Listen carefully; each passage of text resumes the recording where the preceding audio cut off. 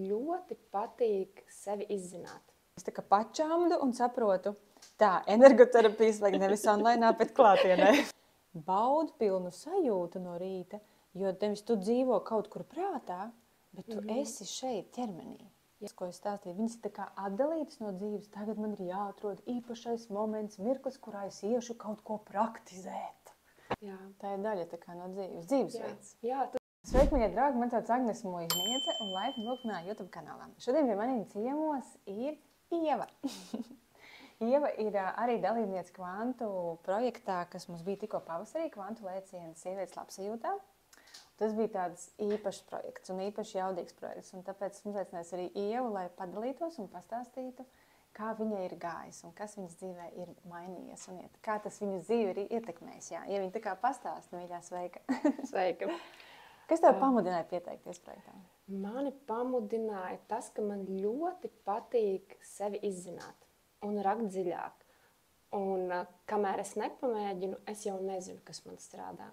Tāpēc man svarīgi ir to, un pēc sajūtām, ja es jūtu, ka šis ir mans vai cilvēks ir mans, kas to informāciju dod, es esmu iekšā. Es ņemu, baudu, skatos, jo savādāk jau nepamēģinās, nekad nezināsi. Un tas arī bija tajā brīdī, tieši kā reiz es biju atvaļinājumā, saulītē, dienvidos, un es ieraudzīju tavu postu, un man likās aiziet. Un tā es piekrītu tam. Pastāsti, kā tev gāja tās 3 nedēļas? Man gāja ļoti interesanti. Jā, tas viss notiek tā, kā dzīvē ir jānotiek. Es laikam esmu pateicīga arī, pat, ka saslimu tajā tieši sākuma periodā, kad sākās šis kurs. Jo man tas palīdzēja būt mājās un daudz vairāk iet tā kā dziļāk tajā pasākumā. Un arī tā ēdienkartes maiņa un testēšana un variēšana dod tādu iespēju brīvāk justies mājās tomēr. Tas rada lielāku komfortu sajūtu. Un man tas ļāva iespēju tā kā būt vairāk ar sevi. Un man ļoti patika. Jā, es varēju ļoti, ļoti sevi ieklausīties. Un, man gāja grūti, un gāja viegli, un gāja uz augšu, gāja uz leju, bet tas ir normāli. Ja mēs tev tikāmies pirmsdienā, tieši pirms, tieši pirms, tas laikam bija pēdējais marta diena, un 1. aprīlī sākām projektu. Jā. Un tu biji tā, kuru es tā kā pačāmdu un saprotu, tā energoterapijas vajag nevis online, bet klātienē. Un īstenībā projekts gāja, man liekas, ka 1. nedēļā tu jau pie manis atbrauc, vai ne? Tu biji uz energoterapiju un dabūji jau pačam pajust viņu, kas tas tāds ir. Pastāsti, kādas tev bija sajūtas, kas tev mainījās? Tā bija bomba. Esmu tādā sajūsmā, man ļoti, ļoti, ļoti patīk. Energoterapija ir tāds mans highlights no visa projekta. Jo tās sajūtas man ļoti patika un ļoti lika aizdomāties. Un tas lidojums, kas man bija pēc tam, vienkārši lūdzu, dodiet man vēl. Protams, ir jāmāk pašam arī paņemt un ļauties tam visam. Bet tas ir man ļoti daudz ko mainījis jau ikdienā, kā es reaģēju uz lietām, kā es jūtos, kā es vairāk sevi analizēju, piedomāju pie lietām. Un energoterapija šobrīd ļoti... Es atceros, ka mums bija tādas fiziskas lietas, mēs par muguru runājām. Bet skaidrs, ka tas viss ir saistīts arī ar notikumiem, kas ir bijuši pa dzīvi un bijuši pa bērnību. Un energoterapija vienkārši tāda maza piebilde. Tas nav tas, kad enerģija mēs kaut kur pa čakriņām bīdam vai virzam vai kaut ko tādu, bet tas ir ļoti dziļi ieiet konkrētā situācijā, konkrētā dzīvē, konkrētos notikumos un caur ķermeni aiziet līdz pat tiem senajiem notikumiem, kur tās lietas sākās. Un man pārsteidz tas, ka tiešām tas, ka ķermenis reāli fiziski reaģē uz tām lietām, uz atmiņām, uz domām un kā, cik ļoti var tiešām mainot domāšanu un to skatījumu uz pozitīvu, ķermenis tiešām pavisam savādāk reaģē. Un man ļoti patīk, ka es varu saprast, kā tās lietas kopā sastrādā un to izjust uz sevi. Tāpēc man energoterapija ļoti patika. Tu tikko pieminēji tādu labu lietu, ka tu saki, saprastu tagad, kā es varu mainīt tos savus uzstādījumus, savas pārliecības. Atceries, arī projektā mums bija gan pārliecība sesija, gan vērtības, kas arī kaut kur tikko pieskāries šai tēmai. Varbūt padalies, kas tev projektā bija tas, kur tev patika sevi tā izzināt un kur tu kaut ko jaunu ieguvi?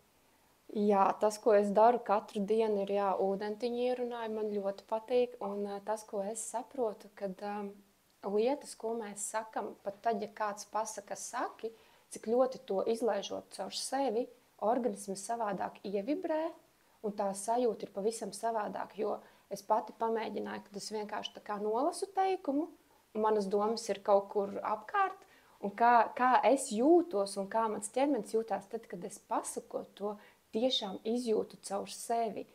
Un tas tik ļoti tiešām maina, un arī ikdienā tas, ko es pamanu, pat nepamanu, tā vienkārši es daru, jo man ir vieglāk.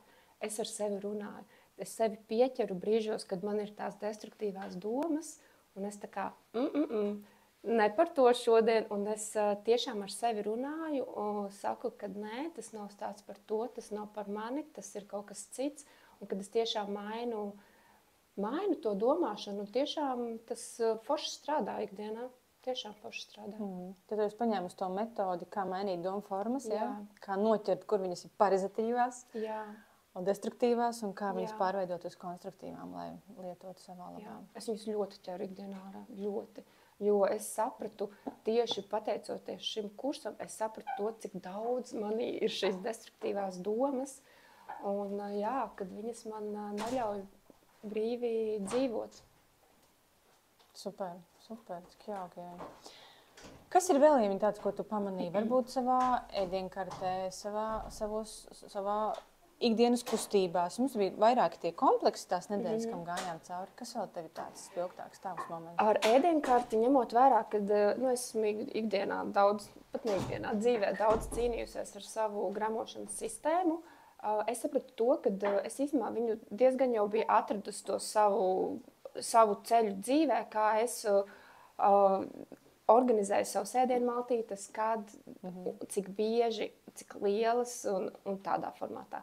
Tas, kas man bija jaunums, ir šo ēdienu vai pārtiks produktu, kurus nedrīkst miksēt. Savienojamība. Jā, savienojamība. Un tā ir lieta, pie kā man joprojām ikdienā ir jāpiedomā un jāpanalizē uz savu ķermeni, jo šobrīd tā kā es kaut kur esmu nedaudz aizplūdusi, bet tas priekš manis bija jaunums, par ko es vēl ikdienā domāju un domāšu, kā arī atdalīt ēšanu no dzeršanas, kas īstenībā ļoti labi apstiprināja to manu domu, ko es jau kādu laiku biju iepriekš domājusi savā galvā par to, ka uzdzerot ūdeni maltītes laikā, viņš taču visu atšķaida, tieši kuņģa skābi visu, un tur lielāks cilpums, tas viss ir netik koncentrēts.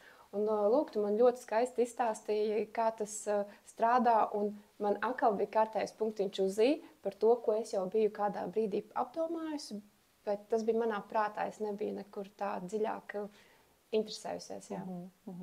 Jā. Un attiecībā par vingrinājumiem, es saprotu to, ka es tagad ikdienā viņus jau kaut kur netīšām ielieku iekšā, un man patīk tas, cik viņi viegli un organiski, ka viņi pat nav tādi vingrinājumi, ka viņi ir vairāk tādi sevis iekustināšanai, tā, kad es jūtu, ka tur pleci kaut kas, es uzreiz tur kaut ko izdaru, tur iegurnītas vai vēl kaut kas, es uzreiz aiziet. Un es jūtu to, ka organisms iekustās un viņš vairāk atslābinās. Un tāpēc man ir sajūta, ka tā nav vingrošana, bet ka tā ir tāda tiešām sevis iekustināšana, kura nāk caur tādu sevis dziļu ieklausīšanos, jo es iepriekš biju gājusi uz sporta zāli, un tagad es saprotu to, ka man treneris neļāva nevienā brīdī cilājot svarus, ļaut ieklausīties, kā jūtās organisms un kura ir tā zona, kas man saspringst un kā viņas saspringst, un vai vispār pareizi man strādā organisms. Caur šiem vingrinājumiem es varu tā kā vairāk sevi izjust. Jā. Super. Jā, paldies tev. Jo tāds bija tas galvenais mērķis. Galvenais mērķis tiem vingrojumiem arī, kā Inga iepriekšējā video stāstīja, sajust sevi, un ka beigās tas ķermenis jau mostās caur tādu baudpilnu sajūtu no rīta, jo nevis tu dzīvo kaut kur prātā, bet tu esi šeit ķermenī. esi šeit un tu viņu jūti. Un cik ļoti viņš attīra prātu, jo tajā brīdī tu esi klātesošs. Tu esi klātesošs savam ķermenim, nevis, nezinu, taisīja kaut kādus vingrinājumus un ar domām gatavo kaut ko virtuvē. Tu tomēr esi klātesošs, lai izjustu to savu ķermeni. Un tu ļoti skaisti izskaidroji to, kā ķermenis vispār kopā strādā. Tas pats par vagus nervu. Man ļoti daudzi speciālisti bija minējuši par vagus nervu. Tur vagus nervs, uzliksim te tur teipiņu. Man neviens nebija izskaidrojis, kas tas tāds ir, kur viņš strādā, no kurienes uz kurien viņš iet. Kamēr man nav šīs zināšanu bāzes, man ir grūtāk saprast. Tad, kad man viņu iedod to informāciju, kas ir tā tehniskā, man saliekās pa plauktiņiem, un es daudz vairāk saprotu, kas ir tas, kas ar mani notiek. Jā, tā ir tā paša dziedināšanās, par ko es visu laiku stāstu, kad tas ir tas, ko tu tikko teici. Tad, kad es visu saprotu, kā funkcionē, tad iedomājies, izstiepjot roku, es apzinos, ko es ar viņu izdaru, man visi procesi notiek. Zinot to, kas ir vagus nervs, kā viņam pievērst savu uzmanību, viņš jau atslābinās. Tikai no vienas domas, kad es, tā kā tu tikko teici, es vienkārši sāku izprast, ko tie termini nozīmē. Jā. Un no tā jau notiek mana ķermeņa paša dziedināšanās process. Tieši tā. Ja viņi bija tev vēl kaut kāds tāds moments, kad tu saki, tu raki daudz dziļāk zināšanās, un mums bija tēmas daudz, mums bija sākām ar pašapziņu, un beidzām ar realizāciju un seksualitāti, pa vidu bija viss šis ķermeņa kompleks. Ir kaut kas vēl, ko tu tā vari priekš sevis izdalīt, kas tev bija tas tavs moments, kas tev ir arī kaut ko izmainījis vēl? Šeit ir ļoti jāpadomā man. Jums, ka daudz bloki bija, vai ne? Jā, ļoti daudz lietas, jo es arī pat brīvdienās uztaisot seksualitātes storu, man liekas vienkārši, tu to vari vienkārši sauļojoties pļavā, kāpēc ne? Tieši ideāls brīdis, nekas netraucē un viss forši un tā. Tu tikko jau pateici ļoti svarīgu lietu. Tu teici tikko, tas, ko sadzirdēju, un īstenībā tas ir, man liekas, lielākā bomba. Pasaki, vai tās prakses, vai tās lietas, ko es stāstīju, viņas ir tā kā atdalītas no dzīves. Tagad man ir jāatrod īpašais moments, mirklis, kurā es iešu kaut ko praktizēt. Vai tas ir tas, ko tu tikko teici? Nē. Satvenos. Es saprotu to, ka tas ir tas, ko ikdienā, es viņu visu ikdienā daru. Es atnāku mājās, parasti es noguļos uz paklāju, jo man patīk apgulties. Es pēc tam pieceļos, man nekas vispār netraucē izdarīt 3 vieglus vingrinājumus. Es varu iet darīt tālāk, tas mani relaksē. Un man nav jāieplāno laiks tam, jo es arī citreiz darbā sēžot uz krēsla vienkārši, es taču varu kaut ko padarīt. Hei, kur tas padomāju, tur ieeju galvas centrā, padomāju, kas notiek. Man nav jāatvēl laiks tam vispār, nē. Kaut vai pusdienu pauzē. Jā. Tā ir daļa tā kā no dzīvesveids. Jā, tas ir dzīvesveids. Cik forši. Tas ir dzīvesveids būt veselai, būt laimīgai, būt tīrībā un veselumā. Jā. Paldies tev, Eviņa. Paldies tev. Paldies tev par to, ko tu radi, dod un veido. Paldies, Dārmīši. Smalkāka informācija par visiem projektiem, kas turpmāk vēl būs, ir visos manos sociālos tīklos. Tāpēc piesako gan Telegram kanālā, gan Instagram kontā. Un uz tikšanos, lai piedzīvotu savu transformāciju.